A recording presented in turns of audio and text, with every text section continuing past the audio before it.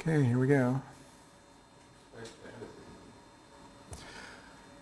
All right, welcome to Physics X, Extraordinary Concepts in Physics. This 15-minute or less snippet will be the first of the double slit experiment lectures. So we got a whole bunch of these. So first I'll say, wow, it's really cool stuff. The double slit experiment is strange stuff. So let's review this. Physics X, also called Extraordinary Concepts in Physics, as it says here. Anyone can be here, can view these lectures, although it's aimed at upper level physics majors. One of the reasons for this kind of course is because a lot of the stuff that physics majors take deal with the formal mathematical stuff, and they tend not to delve into the conceptual stuff. So the idea here is to stay away from the mathematics and go right for the heart of the concepts. No textbook because Wikipedia is strong in this area, so I show you the Wikipedia links. If you're just following this on the web or through iTunes or something like that, you can just go to Starship Asterisk, go to the front of Starship Asterisk, click on Physics X, or you can just go to this link, which I know looks small, but if you're really interested, you could probably find that. All right. Let's talk about quantum mechanics in general. One of the heroes of me in this course, frequently cited in this course, is Richard Feynman, who has said, I think I can safely say that nobody understands quantum mechanics. So don't feel bad. Oh, I don't understand that. There's something wrong. I need to take off a month, or I'm not a good physics major, or I'm not an intelligent person because I don't fully understand quantum mechanics. So nobody does. So I don't. So Richard Feynman doesn't. Nobody fully understands it. It's really strange stuff. So we're struggling to understand it. There are new experiments going on where people disagree on what the results of those experiments would be. So there's another quote I'll give for Feynman later, but here's another one. Any other situation in quantum mechanics, it turns out, can always be explained by saying, you remember the case of the experiment with two holes, which is the double slit experiment? It's the same thing. So the double slit experiment is one of the most fundamental experiments in physics and quantum mechanics. So we're going to look at it in the next several lectures. So 1, 2, 3, 4, maybe 6 or so 15-minute snippets, maybe a little bit more, just trying to get into the different takes on the double slit experiment, change something slightly different in the double slit experiment. So if you want to understand something, change it slightly and see how it affects things. So I'm going to do that a lot with the double slit experiment. Let's change a little. What happens now? Change something else. What happens? Well, we're going to find out a bunch of them. We can't do it all, and we're not going to fully understand, but maybe we'll understand a little bit better. Okay, so the double slit experiment, sometimes called the two-slit experiment, it illuminates the uncertainty principle. Interference, entanglement, these are all things, there'll be a whole lecture down the line on entanglement.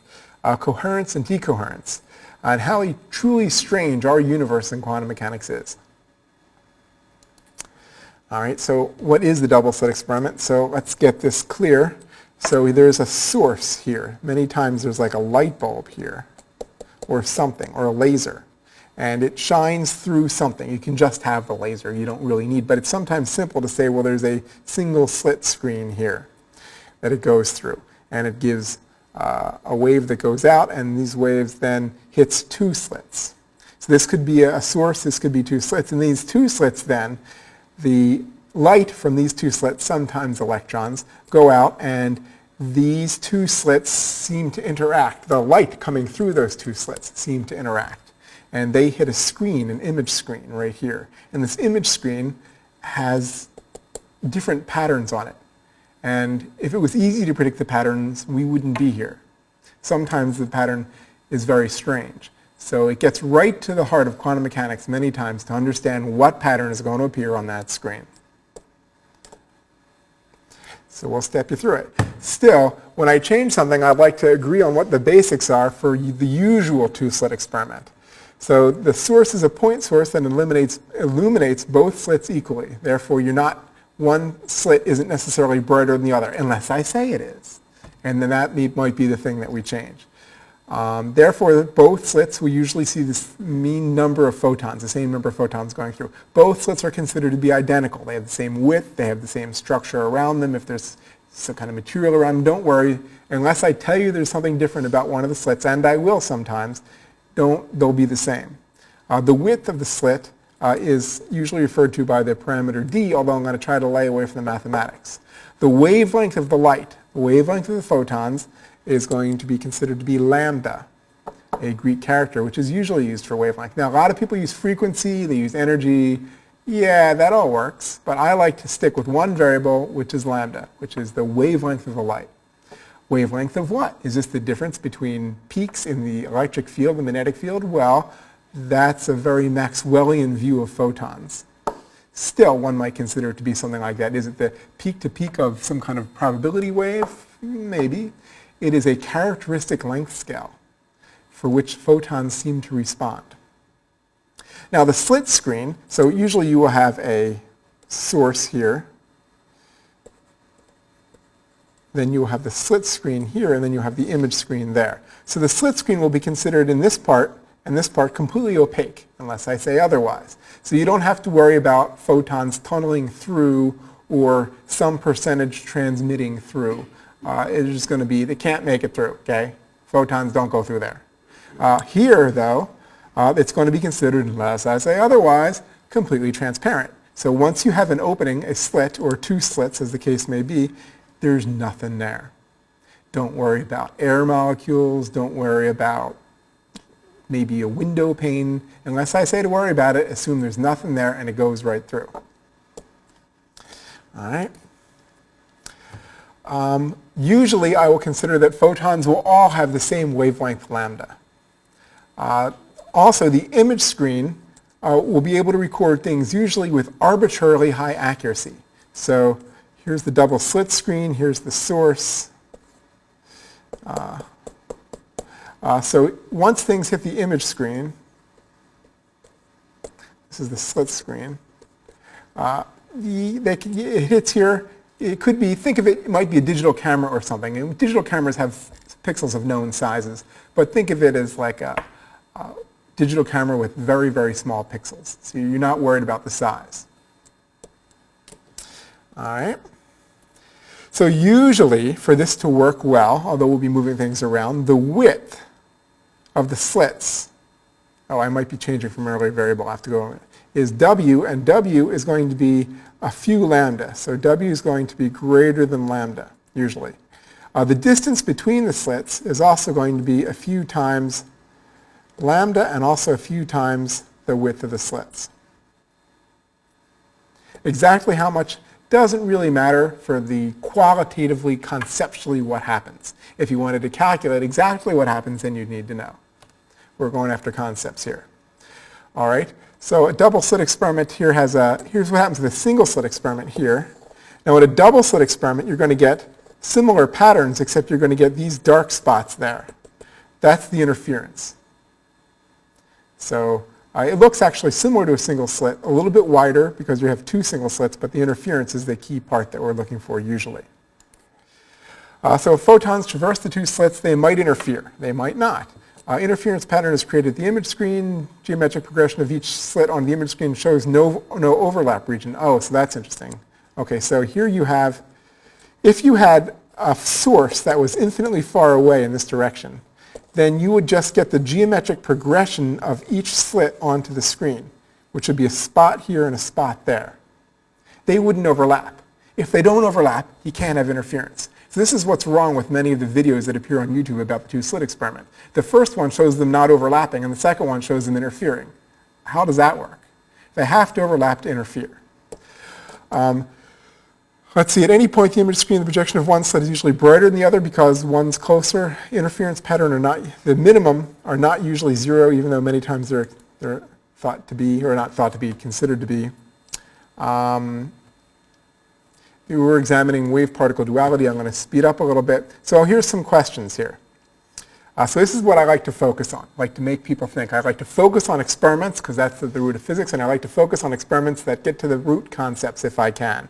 So the usual double slit experiment, as I described, is done, except now the photon rate is reduced so that, on the average, only one photon passes the slit screen at a time, just one at a time. And now another photon, and now another photon. What happens? Is there no interference pattern that appears because you only have one photon? Do you have a normal interference pattern eventually appear after lots of photons eventually go by? Does the image screen remain blank? Or does the experimenter lose interest and begin to watch television? Which of these do you think would happen? So please pause the video. I got to keep going if I'm going to get through these.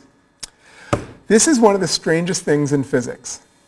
A normal two-slit interference pattern will appear even though only one photon at a time is going through. You can do this with electrons, photons, one at a time. And that's because, to paraphrase a famous thing from Dirac, and we'll get into this a little bit more, photons interfere only with themselves. So if you're looking for the two slits to interfere by two different photons interfering, that's less frequent and less coherent, as we'll see, than photons actually interfering with themselves. So you can consider that the photon goes through both slits. It's a little bit like the cat being dead and alive. This assumes that nobody around ever, anybody, will know which slit any individual photon went through. Okay, so let's replace this with electrons. Well, I sort of gave away the answer. The unusual double slit experiment is done, except now electrons replace photons. So is this peculiar to photons? Can this work with things that have mass? With these replace photons with electrons, do you get an interference pattern? Do you get no interference pattern? Does the screen remain blank because electrons don't work? Or do monsters from the deep devour Cleveland? So you can pause this and think about that. Do electrons make the double slit experiment any different? Do we need light? Does light have such long wavelengths that it causes this to happen? Or not? Think. Pause if you must. Here we go. Boom. A normal interference pattern appears. You don't need just photons. This works with anything, practically. Any particle, the Compton wavelength then replaces lambda instead of the photon wavelength. This again assumes that nobody knows which slit the individual electrons went through. Okay, so now the usual double slit experiment is done, except now one slit is blocked. Now we're going to have a whole bunch more of these next lecture, and they're going to get stranger and stranger. So this is one of the easy ones. So if you block one of the slits, do you still get some kind of interference pattern, or would this negate the interference pattern? So you can vote 1, 2, 3, or 4. Janitor could offer to unblock the slit. Would that help? So this is probably one of the easier ones. Next time they're going to get so hard you might not be able to decide. If you're proud of yourself for getting all of these, I know. I'm the person. Feynman said no one understood quantum mechanics, but I got all of these right, so I must understand quantum mechanics. Tune in next time, and the next time after that. The answer to this one is, as you might have guessed, no interference patterns appears. If you block one of the slits, the photons go through that slit, and you get a single slit pattern. You can get diffraction, but you don't get interference between the two slits. And with that, I will bid you adieu until next time, when we have many more very strange two-slit experiments, and even more past next time. There's going to be a whole bunch of these. We're going to really go into this in detail. See you next time.